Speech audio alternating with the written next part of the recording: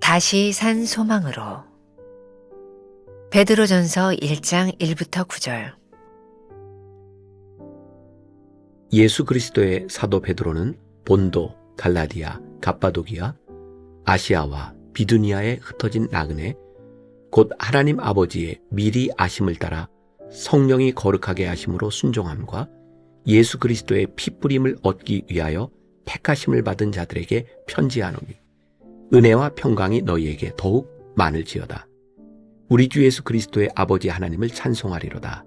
그의 많으신 긍휼대로 예수 그리스도를 죽은 자 가운데서 부활하게 하심으로 말미암아 우리를 거듭나게 하사 산 소망이 있게 하시며 썩지 않고 더럽지 않고 쇠하지 아니하는 유업을 있게 하시나니 곧 너희를 위하여 하늘에 간직하신 것이라. 너희는 말세에 나타내기로 예비하신 구원을 얻기 위하여 믿음으로 말미암아 하나님의 능력으로 보호하심을 받았느니라. 그러므로 너희가 이제 여러 가지 시험으로 말미암아 잠깐 근심하게 되지 않을 수 없으나 오히려 크게 기뻐하는도다. 너희 믿음의 확실함은 불로 연단하여도 없어질 금보다 더 귀하여 예수 그리스도께서 나타나실 때에 칭찬과 영광과 존귀를 얻게 할 것이니라. 예수를 너희가 보지 못하였으나 사랑하는도다. 이제도 보지 못하나 믿고 말할 수 없는 영광스러운 즐거움으로 기뻐하니 믿음의 결국 곧 영혼의 구원을 받음이라. 초대교회 성도들은 나그네 같은 삶을 살았습니다. 예수님을 믿는다는 이유로 핍박과 박해를 받았습니다. 큰 화재의 방화범으로 억울한 누명을 쓰기도 하고 추방 명령을 받아 로마에서 쫓겨나기도 했습니다. 성도들은 믿음으로 인해 화형으로 참수형으로 맹수들에게 찢겨 참혹하게 죽음으로써 순교당했습니다. 나그네는 누구보다 은혜와 평강이 필요한 사람들입니다. 그리스도인은 산 소망으로 인내하며 견뎌냅니다. 성도들은 흩어진 나그네였지만 동시에 택하심을 받은 자들이었습니다. 불확실한 삶을 사는 것 같지만 가장 확신에 찬 사람들이기도 했습니다. 그들은 세상의 핍박과 미움을 참 그리스도인의 삶에 나타나는 표지로 보고 오히려 크게 기뻐했습니다. 환난과 핍박이라도 우리를 하나님의 사랑에서 끊을 수 없습니다. 하나님의 택하심을 없이 할 수 없습니다. 하나님이 당신의 자녀를 능력으로 보호하실 것입니다. 예수님이 우리에게 산 소망을 주십니다. 예수님은 십자가에서 순환을 당하시고 죽으셨습니다. 그러나 부활하셨고 승리하셨습니다. 사순절을 뜻하는 영어 단어 렌트는 봄을 뜻하는 고대 잉글로색스너 랭에서 유래했다고 합니다. 겨울이 지나면 봄이 옵니다. 죽음이 지나면 부활이 옵니다. 겨울이 지나면 메마른 가지에서 다시금 순이 올라올 것입니다. 생명이 꽃피게 될 것입니다. 고난을 이기신 주님이 우리 소망이 되시기에 광야의 시간 또한 소망으로 지날 수 있습니다. 나는 산 소망을 품는 그리스도인입니까? 인생의 사계절을 임마누엘의 믿음으로 살고 있습니까? 지금 나는 어떤 계절을 살고 있습니까? 오늘은 12월 7일입니다. 다시 산 소망으로 이런 말씀을 함께 나누어 보겠습니다. 오늘 본문 베드로전서 1장 1절부터 9절, 내일도 이 말씀을 가지고 나누겠지만 오늘 이 본문 말씀 가운데 아주 잘 알려진 말씀이 있죠. 베드로전서 1장 6절. 그러므로 너희가 이제 여러 가지 시험으로 말미암아 잠깐 근심하게 되지 않을 수 없으나 오히려 크게 기뻐하는도다. 복음은 늘 우리들에게 신앙의 역설을 말씀해 주고 있는 것 같아요. 근심할 수 있어요. 그러나 우리들이 기뻐할 수 있어요. 베드로는 그 삶을 나그네의 삶으로 그렇게 표현을 하고 있죠. 나그네는 뭔가요? 지금 걷고 있는 그 삶의 소망을 두고 있는 사람이 아니라 갈 곳이 있는 사람이에요. 지금 걷고 있는 그 시간, 그 자리가 지나가는 자리라고 하는 것을 알고 있던 사람들이죠. 베드로전서와 베드로후서를 볼 때 우리들이 기억해야 될 것이 있습니다. 베드로가 이 말씀을 썼을 때에, 이 편지를 냈을 때에 기독교인들은 굉장히 많은 박해를 당하고 있었어요. 근데 베드로서의 특징은 소망과 기쁨을 이야기하고 있다는 거죠. 여러분들이 고난을 당하고 있으나 염려하지 마십시오. 기뻐하십시오. 왜냐하면 여러분들의 삶이 지금 나그네와 같은 삶이기 때문에 여러분들이 가야 하는 목적이 있기 때문입니다. 라고 말을 합니다. 사실은 제가 어제 Now all is well 이라고 하는 말씀에서 나누고 싶었던 예화가 하나 있었는데 시간이 없어서 다 나누지 못했어요. 오늘 그 예화로 말씀을 열어가 보려고 합니다. 김봉준 씨의 온 세상에서 끌어모은 감동이라는 책에 나오는 이야기입니다. 어렸을 때 운동의 경기 중 지금도 잊히지 않는 게 있다. 장애물 경주이다. 우리 반에서 2명의 선수가 나갔는데 한 아이는 육상 선수였고 또 다른 아이는 키가 가장 작은 아이였다. 땅 하는 신호음과 함께 육상 선수인 아이는 당연히 먼저 뛰어나가 사다리를 통과하고 띰틀을 뛰어넘어 가마니까지 뒤집어 쓰고 나왔다. 저만치 앞에 놓인 쟁반 위에 밀가루에 얼굴을 파묻고는 접혀진 종이를 입술로 물었다. 그리곤 관중석을 향해 쏜살같이 뛰었다. 접힌 종이를 펼치는 순간 그 아이의 얼굴이 굳어졌다. 아플싸. 접힌 종이 속엔 할머니라고 쓰여 있지 않은가. 그 친구가 아무리 잘 뛰면 뭐하나 할머니가 뛰질 못하는 걸. 결국 그 아이는 다 이긴 경기를 놓치고 말았다. 반면에 키가 작은 아이는 종이를 펼치는 순간 얼굴이 환해졌다. 체육 선생님이란 글자가 뚜렷하게 쓰여 있었기 때문이다. 얼씨구나 하고 선생님 손을 잡고 뛰는데 아이의 걸음이 시원찮았든지 체육 선생님은 얘 안 되겠다. 내 등에 업혀라 하시곤 그 아이를 들쳐업고 뛰기 시작했다. 1등으로 들어온 건 두말할 필요가 없다. 인생이라는 경주도 마찬가지다. 많은 장애물과 고비가 우리 앞에 있다. 빨리 가고 못 가고는 내 소원과는 별개의 문제이다. 그렇지만 예수님과 함께 뛰는 경주라면 이야기는 달라진다. 예수님께서 내 손을 잡고 뛰시다가 내가 시원찮으면 얘 안 되겠다. 내 등에 업혀라 하신다. 그때 우리가 할 일은 예수님만 믿고 몸을 맡기기만 하면 된다. 우리는 인생 경주에서 앞으로도 계속 달려야 한다. 그러나 그 길이 예수님과 함께라면 어디를 가든 걱정할 건 전혀 없다. 제가 어제 여러분들과 나누려고 했던 Now all is well. 모든 것이 잘 될 것입니다. 왜냐하면 주님이 우리 가운데 오시면 주님이 우리를 업고 갈 것이기 때문입니다. 자, 오늘 베드로전서 1장에 나와 있는 다시 산 소망으로 우리가 잠깐 근심하지 않을 수 없으나 염려하지 마십시오. 주님께서 우리의 소망이 되십니다. 주님을 기다리며 주님을 믿는 사람들은 언제든지 산 소망 가운데 살아요. 여기 산 소망이라는 게 living hope, 지금도 살아있는 우리 가운데 함께하는 그런 소망을 말하는 거죠. 산 소망, 반대말이 뭘까요? 죽은 소망인 거예요. 우리가 예수님을 믿으며 살아가지만 예수님께 대한 기대가 없어요. 주님이 나와 함께 없어요. 죽은 소망인 거죠. 근데 주님이 우리와 함께 하셔서 우리 속에 있는 산 소망, 그 소망이 있을 때 우리들이 인내하며 이 길을 가요. 왜? 우리가 주님과 함께 그 길을 가고 있으니까. 우리는 지금 나그네의 삶을 살고 있으나 우리들이 가야 하는 본향이 있으니까 그 길을 가면서 우리는 소망 가운데 살아가게 되는 거죠.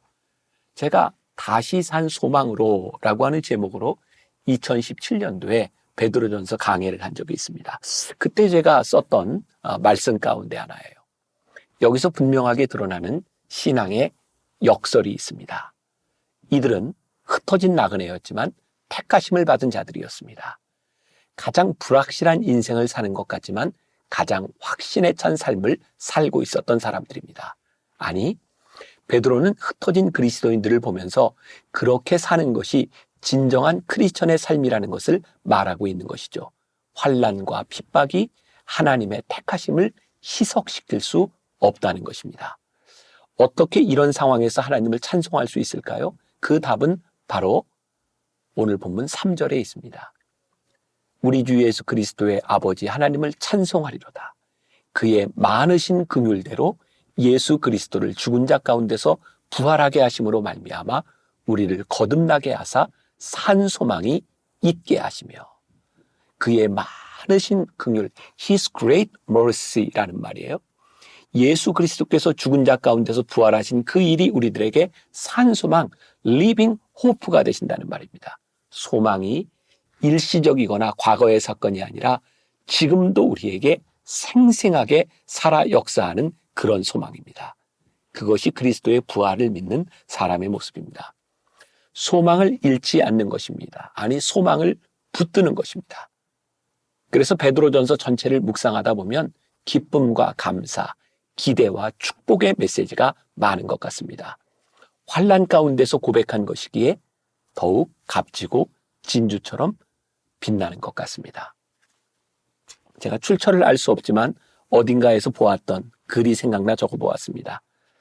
엄마와 아이가 택시를 타려고 기다리고 있었습니다. 그때 한 여자가 백합 꽃다발을 들고 가다 도로변에 떨어뜨렸는데, 그때 마침 택시 한 대가 지나가며 꽃이 바퀴에 깔리고 말았습니다. 그러자 주위에 향기로운 백합꽃 내음이 진동했습니다. 그 모습을 보고 있던 아이가 엄마에게 말합니다. 엄마, 꽃향기가 너무 좋아. 그런데 꽃이 바퀴에 깔려서 향기가 나. 엄마는 잠시 머뭇거리더니 당황하는 아이에게 말했습니다. 그래, 사람도 저렇게 기막힌 아픔을 견디며 아프고 낮아져야 아름다운 향기를 뿜어낼 수 있는 거란다. 고난 속에서 향기가 나는 사람이 바로 그리스도인입니다. 베드로전서를 묵상하며 고난 가운데 기뻐하라고, 의를 위해 고난을 받는 자가 복되다고 그렇게 담대하게 말할 수 있는 이유, 고난 당하면 당할수록 진하게 향기를 뿜어내는 사람이기 때문이 아닐까요? 이 말씀이 오늘 우리에게 주시는 가장 큰 도전이 아닐까요? 베드로가 소망을 이야기할 수 있었던 이유, 당시의 기독교인들이 그 많은 박해와 핍박 가운데서 그들의 진가가 드러났기 때문이죠. 오늘 저는 여러분들에게 그런 도전을 드리고 싶어요. 우리가 하나님을 믿는 사람으로 이 땅 위에 살아가며 나그네와 같은 삶을 살아가며 지금 내가 거할 곳이 아닌 곳에서 혹시 누군가에게 천대를 받을 수도 있고 누군가에게 아픔을 당할 수도 있지만 우리의 길이 여기에 머무는 것이 아니라 바로 그 본향을 향해 가는 그 가운데 산 소망을 붙들고 가기에 그리스도인으로서의 향기를 드러낼 수 있는 사람. 그래서 오늘 우리는 소망을 이야기하는 사람이 되어야 하지 않을까. 자, 오늘 하루 이 말씀을 묵상하는 여러분들에게 제가 그런 도전을 드리고 싶습니다. 지금 여러분들의 환경이 어떠하든지, 처지와 형편이 어떠하든지 여러분들이 입술로 고백할 수 있는 소망의 언어는 무엇일까요? 아마 오늘 이 이야기가 여러분들을 무척 힘들게 하는 그런 사람도 있을 것 같아요. 아니, 지금 이 상황에서 소망을 이야기하라고요? 나에게는 지금 위로가 필요할 뿐입니다. 아니, 나에게는 쉼이 필요할 뿐입니다. 그래요. 위로가 필요하고 쉼이 필요한 이 상황 가운데서 우리들이 살아있는 소망, 주님이 우리와 함께 하시니 우리들이 선포할 수 있는 그 소망이 무엇일까요? 저는 그런 생각을 해요. 그 소망이 우리를 이끌어준다. 소망이 있기 때문에 우리들이 인내할 수 있고 우리들이 연단받을 수 있고 소망이 있기 때문에 그 소망이 우리를 소망으로 인도해 준다. 오늘 여러분들의 삶 한가운데서 소망을 이야기하는 그 소망이 여러분들을 또 다른 더 높은 소망으로 인도해 주는 그런 체험이 있는 하루가 될 수 있기를 주님의 이름으로 간절히 축원합니다. 기도하겠습니다. 초대교회 성도들은 나그네와 같은 삶을 살았습니다. 때로 지치고 거할 것이 없는 곳에서 본향을 향하지 않으면 견딜 수 없는 시간들을 살았습니다. 베드로는 초대교인들에게 소망을 이야기했습니다. 기쁨을 이야기했습니다. 오늘 이 말씀이 우리들에게 주시는 도전이 있습니다. 소망이 우리를 소망으로 인도하는 그 놀라운 진리를 오늘 하루 경험하는 날이 되게 하여 주옵소서. 우리의 입술에 소망의 말로 말미암아 기쁨을 느낄 수 있는, 기쁨을 고백하는 하루가 되게 하여 주옵소서. 예수님의 이름으로 기도했습니다. 아멘.